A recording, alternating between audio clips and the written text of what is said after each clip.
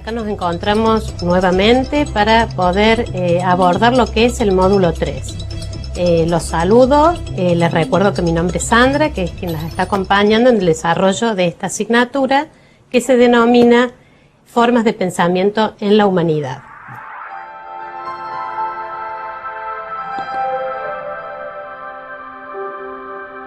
Antes de pasar a este módulo 3, que es puntualmente pensamiento dialéctico, es bueno que recuerden que en el módulo 1 nosotros vimos a grandes rasgos introducciones acerca de los tipos de explicaciones que el hombre ha ido dando a lo largo del desarrollo de la humanidad para poder explicar o explicarse fenómenos de tipo natural o de tipo social.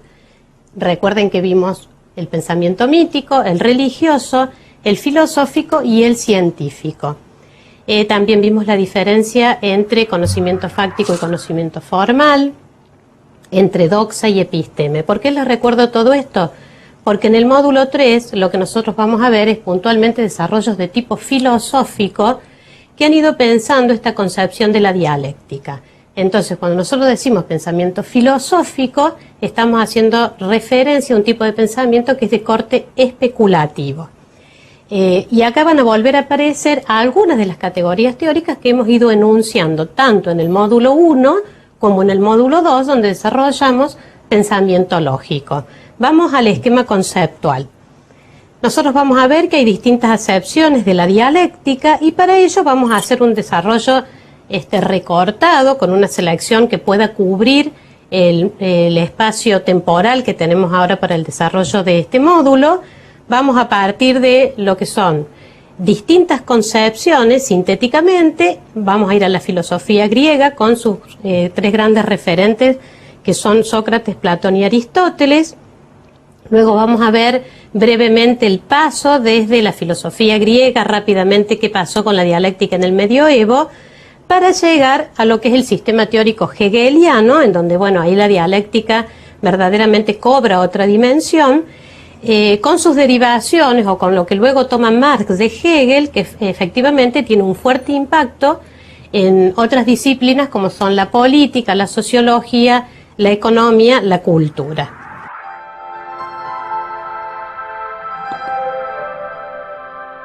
Bueno, dicho esto, vamos a comenzar con estas distintas acepciones. Quisiera comunicarles en este momento, antes de avanzar, que ustedes tomen estos espacios o estos desarrollos o esta oportunidad de esta materia que se llama formas de pensamiento como instancias que ya dije son solo introductorias. ¿Qué quiero decir con esto? Que los docentes nosotros les ofrecemos algo así como prender una velita, los invitamos, les marcamos el camino, pero solo hacemos los primeros pasos. Esto lo aclaro porque nosotros ahora vamos a ver lo que han sido grandes pensadores súper recortados en función de un solo concepto que es la dialéctica.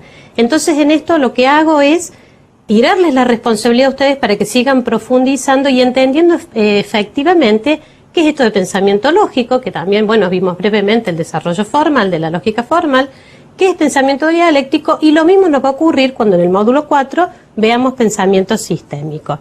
Bueno, pero avancemos ahora con lo que nos toca en el módulo 3, que es la dialéctica, el pensamiento dialéctico.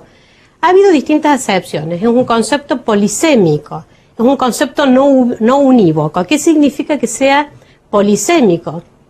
Que tiene variedad de significaciones, variedad de definiciones. Entonces no es tan sencillo darle una sola definición al término. Entonces yo acá les he enumerado algunas posibilidades en la placa, en donde si nosotros vamos al diccionario, vamos a ver varias de estas y otras están representando propiamente los filósofos.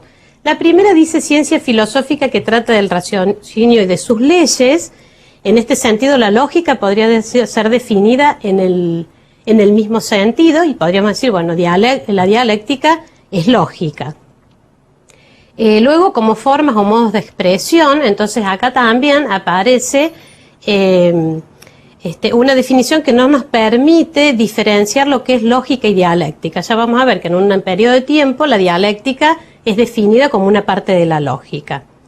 Otra forma de entender la dialéctica es como encuentro de dos posiciones. Cuando decimos encuentro de dos posiciones vamos a imaginar a dos sujetos dialogando, debatiendo sobre algún tema y confrontando puntos de vista.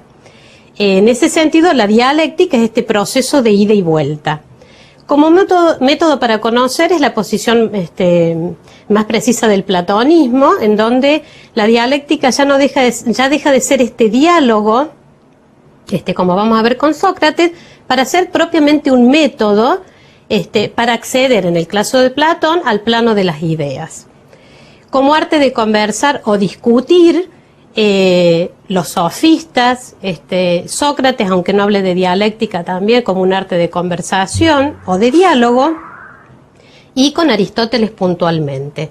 Bueno, también como habíamos dicho, como una parte de la lógica, o como la lógica propiamente dicha, como un sistema de pensamiento, y ahí nosotros vamos a ver propiamente a Hegel, y en Marx la idea va a aparecer también, es un sistema de pensamiento, es un sistema teórico, pero que ya no queda en el plano de las ideas, sino en el plano de lo material. Lo que va a pretender Marx es construir un sistema teórico con pretensión de cientificidad que dé elementos para entender el funcionamiento social, para interpretar esa realidad social. Ya pasa del plano de las ideas trabajados en Hegel para trabajar en el plano de lo material. Vamos a comenzar con Sócrates.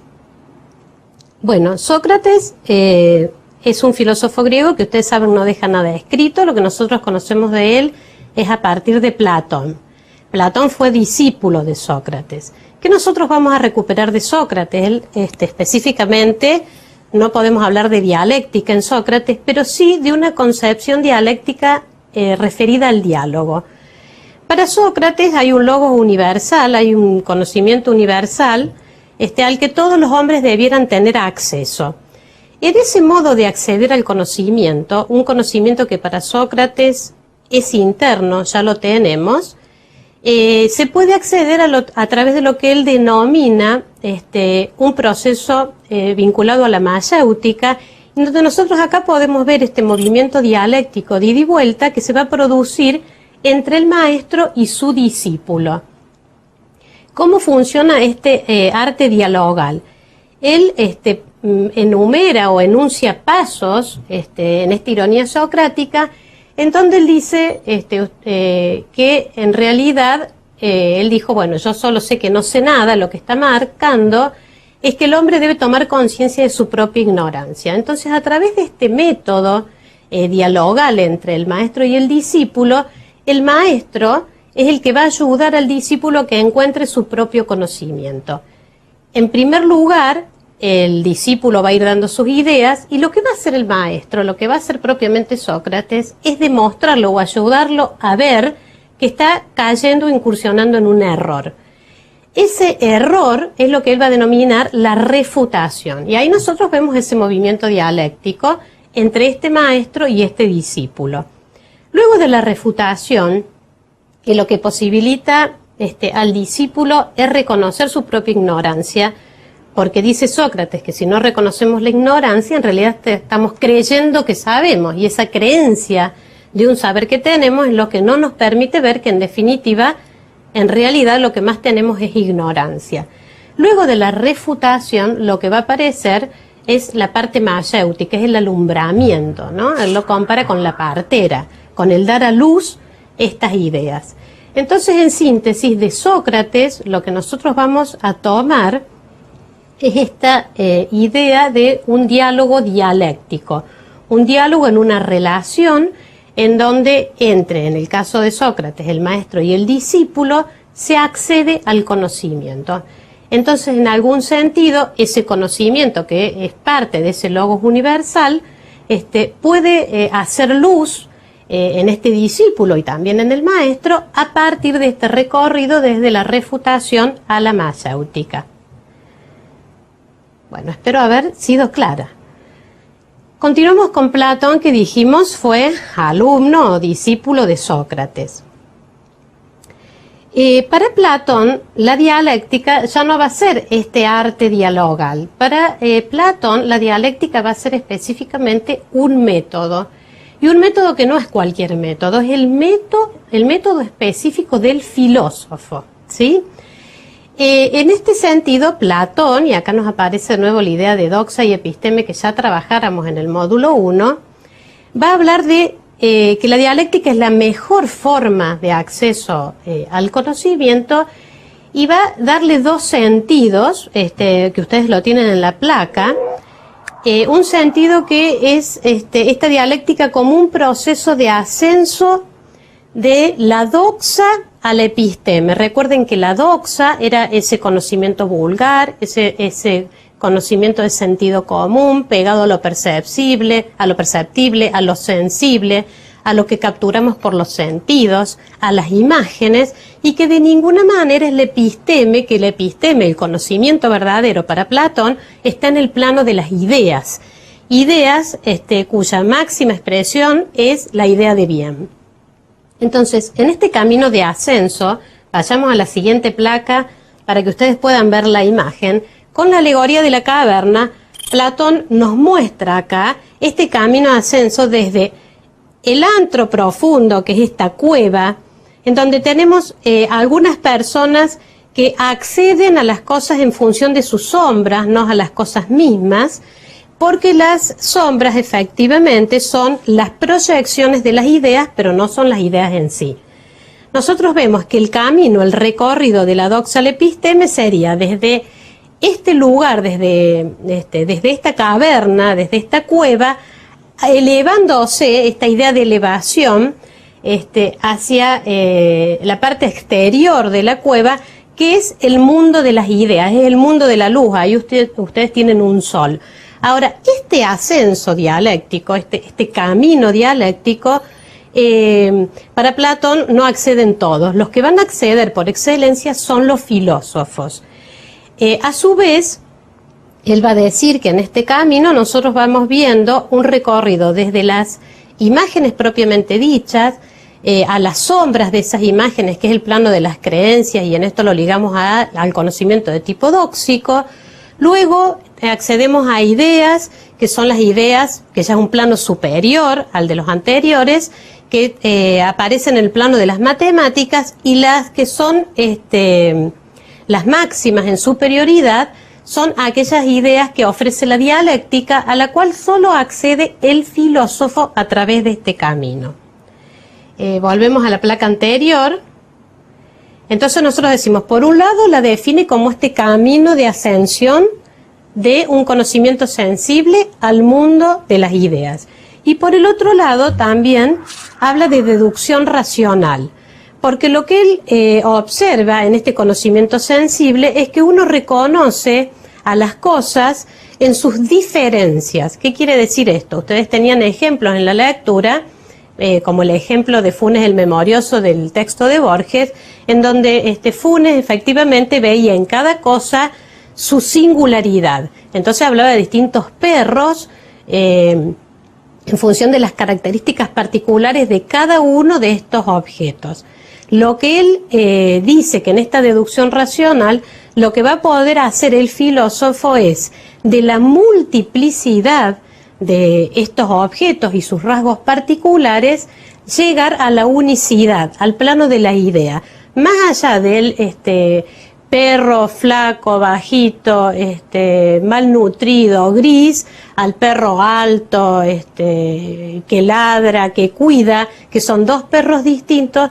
La idea es llegar al concepto de perro, que es precisamente pasar de la multiplicidad a la unidad a través de una operación que se ve en dos aspectos, que es la operación de división y de composición. Bueno, cerramos estas ideas ligadas a Platón. Inmediatamente vamos a retomar para comparar las ideas de Platón con las de Aristóteles.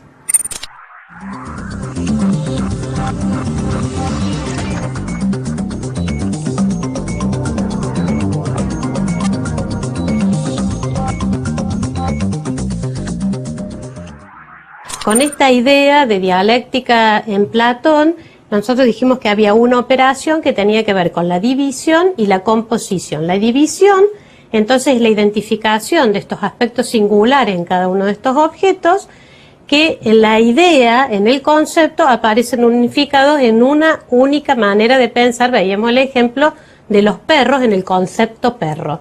Esto también lo vimos un poquito cuando desarrollamos Piaget, no sé si recuerdan, en cómo nosotros llegamos a conceptualizar lo real desde un plano práctico, intuitivo, a un plano conceptual. Pero bueno, por el momento lo vamos a dejar acá.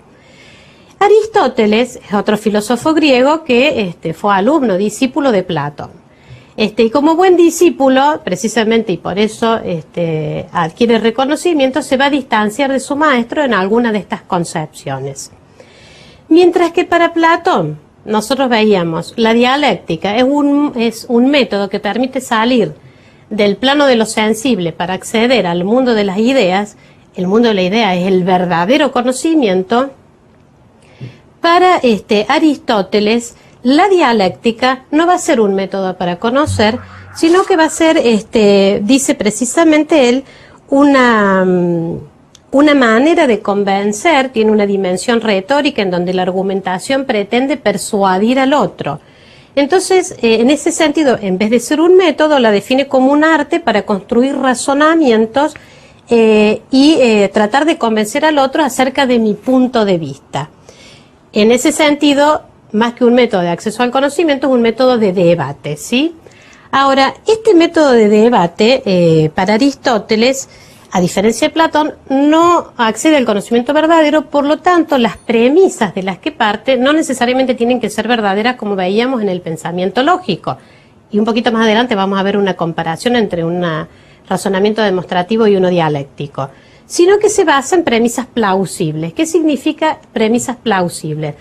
Premisas que tienen cierta verisimilitud, es decir, no son absolutamente verdaderas porque no tenemos manera de comprobar efectivamente que así sean. Pero esta cosa verosímil de la premisa de la que yo parto, en Aristóteles viene de la cotidianeidad, es decir, viene de lo que la mayoría piensa acerca de alguna temática. ¿Cuál es el cambio? Que para Aristóteles tendría, dijimos, esta dimensión retórica y también uno lo puede pensar como una función política, porque a partir de estas premisas plausibles yo puedo llegar a algunas conclusiones que permiten tomar decisiones en un plano que ya no es el del conocimiento verdadero o el conocimiento científico, sino en el plano también podría ser de lo social. Entonces, esta búsqueda de verisimilitud va ligado a la persuasión. Esta dialéctica va a tomar estas premisas plausibles, dijimos, tomadas de la cotidianeidad en función de lo que culturalmente está admitido. Y dijimos, tiene en algún punto una finalidad de intervención o una finalidad de decisión, una finalidad más pragmática. Vemos la diferencia que él hace entre este pensamiento, digamos, o esta premisa y conclusión ligado a lo verdadero, que sería más específico del pensamiento lógico, y lo que sería un razonamiento dialéctico. Vamos a la placa. El razonamiento demostrativo sería, como ejemplo, todos los organismos necesitan alimento, el cuerpo humano es un organismo, por lo tanto el cuerpo humano necesita alimento. Nosotros vemos ahí que es un razonamiento válido y que efectivamente no podríamos dudar de la verdad de esto, porque cualquier organismo necesita alimentarse para vivir. En un razonamiento dialéctico las premisas no las podemos dar por verdaderas, las podemos dar por verosímiles. Vamos al siguiente ejemplo. El mercado debe ser regulado por el poder político. Bueno, ya esa premisa nosotros podemos decir, podemos estar más o menos de acuerdo, pero no podemos decir que es totalmente verdadera. La segunda premisa, el Estado representa la máxima expresión del poder político de una nación. La conclusión sería, por lo tanto, el Estado debe regular el mercado. Bueno, y acá podemos empezar a generar precisamente un debate, en donde cada uno de los puntos de vista, cada uno de los argumentos que dialécticamente se van poniendo en consideración por quienes participan en ese debate, tiene que ganar, por decir, o imponerse en el buen sentido, a aquel argumento que tenga más capacidad de convencimiento o de persuasión sobre el otro. A diferencia de los sofistas, no sé si lo habrán estudiado ustedes en el nivel medio, esta idea de convencimiento que trabaja Aristóteles es distinta, porque para los sofistas, digamos, esta cuestión retórica estaba dirigida fundamentalmente al puro convencimiento o a la pura persuasión. En el caso de Aristóteles no, en el sentido de que parte de premisas que tengan que ser verosímiles, y ahí marca una diferencia respecto de los sofistas. Veamos comparativamente la idea de dialéctica en Platón y en Aristóteles, maestro y discípulo. Para Platón dijimos un método para el conocimiento de las ideas, o sea, el acceso a lo que es verdadero conocimiento, salir del plano sensible al plano de las ideas. El objetivo de este método es acceder a ese conocimiento que ya dijimos. En Platón acceden solo unos pocos, ¿sí? Que son los filósofos. Acá hay una diferencia con Sócrates, que no está, pero que sí le quiero decir, porque para Sócrates nosotros dijimos que hay un logos universal al que cualquiera podría acceder. Para Platón no. En Platón solo algunos tienen esta posibilidad de acceso. Este método permite acceso a ideas distintas del conocimiento de tipo dóxico. Para Aristóteles es un método de debate y de convencimiento sobre nuestros puntos de vista. El objetivo no es el conocimiento, sino la persuasión. Y acá la opinión tiene valor, porque nosotros que dijimos, mientras para Platón la doxa tiene que ser eliminada, tiene que ser superada, para Aristóteles la opinión es parte del debate, es más, es fuente de debate, porque la verisimilitud la va a tomar aquellas premisas que pueden ser plausibles, la toma de la cotidianeidad, lo toma, dijimos, de lo que culturalmente está admitido. Y entonces en ese sentido estamos hablando de opinión. Después veremos cómo defendemos con los mejores argumentos aquellas opiniones que tomamos de la experiencia, que tomamos de las vivencias. Bueno, hasta acá la filosofía griega. De los griegos a la modernidad estamos dando un gran salto. Entonces, sintéticamente vamos a decir lo siguiente. En el medioevo, con algunos referentes filosóficos como Santo Tomás, que era aristotélico, va a decir que la dialéctica es una parte de la lógica. En el medioevo también la dialéctica, y esto es un dato más, va a ser parte del trivium. El trivium era lo que se enseñaba, digamos, en las escuelas, y que estaba constituido por 3 disciplinas que son la dialéctica, la gramática y la retórica. Esto lo traigo porque no es que la dialéctica no tiene desarrollos, como va a tener después con Hegel, pero sí estaba presente. Va a ser criticada por Descartes, tomo a Descartes porque también nosotros lo vimos, que es un racionalista, porque él va a decir, como él trabaja con la duda metódica, es un escéptico, va a decir que la verdad va a escapar a las cadenas de razonamiento cuando entendemos a la dialéctica como pensamiento lógico que vimos en el módulo 2. Y Kant también desestima la dialéctica porque va a decir que es una lógica de la apariencia. Bueno, vamos a la modernidad. El gran referente de la modernidad en lo que a pensamiento dialéctico refiere es Hegel. Hegel es un filósofo que podemos ponerlo como lo máximo en lo que es la cumbre del pensamiento idealista de la época. Para Hegel, la realidad va a ser definida como un devenir, ¿sí? El conocimiento de lo real es como un proceso de desarrollo que está en permanente cambio. La dialéctica va a ser digamos, la forma en que se va a dar el progreso histórico. ¿Cómo explica Hegel esto? Él dice, bueno, la realidad se va a concretar en las relaciones que se van dando en ese progreso histórico. Y ya vamos a ver el ejemplo del amo y el esclavo.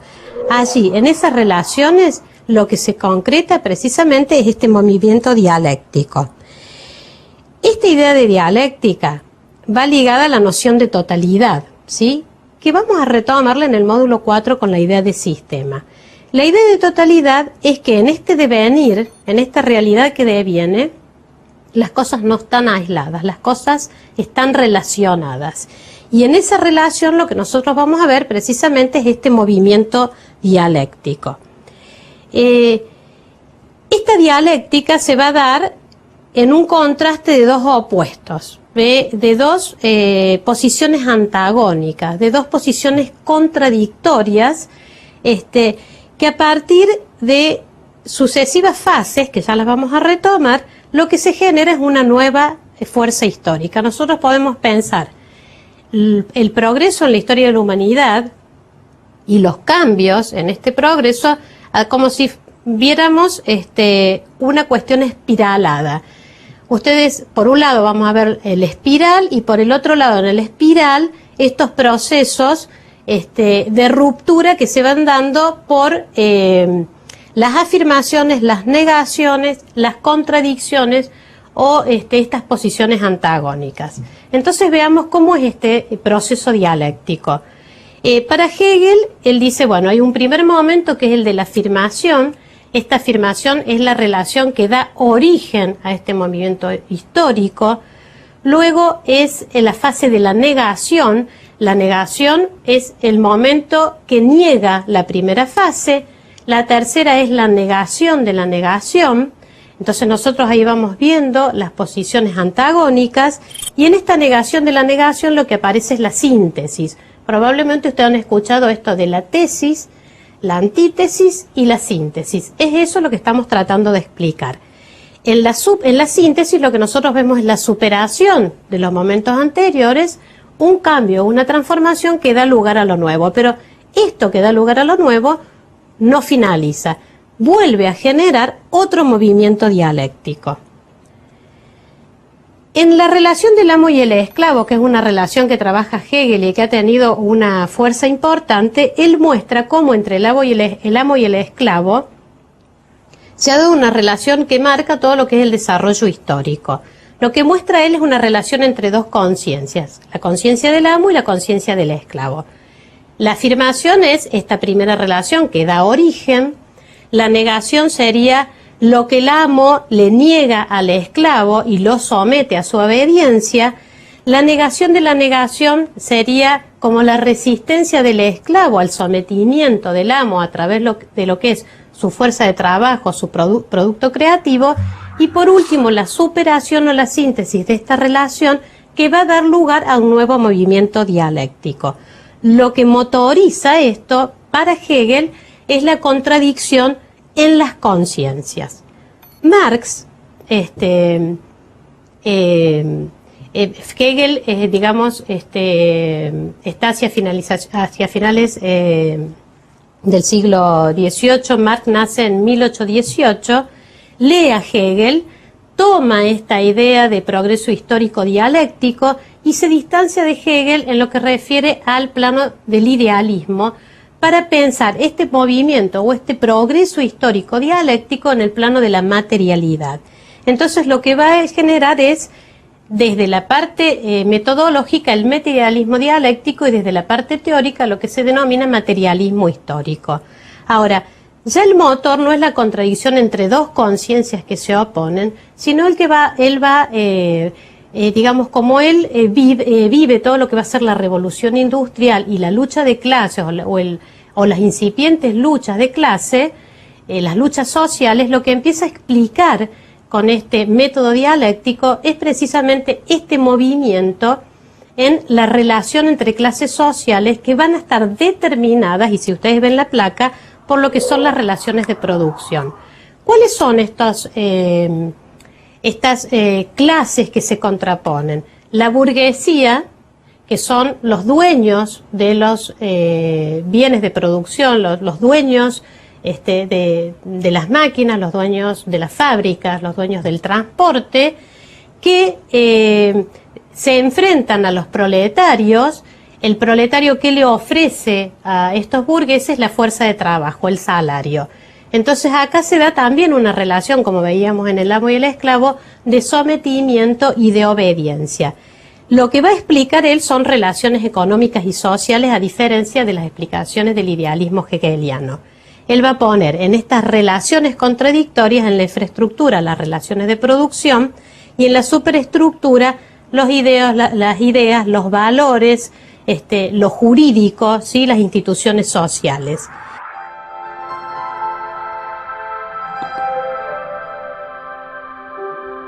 Muy bien, ¿cómo se da esta afirmación, esta negación, la negación de la negación y la superación? Para ir cerrando.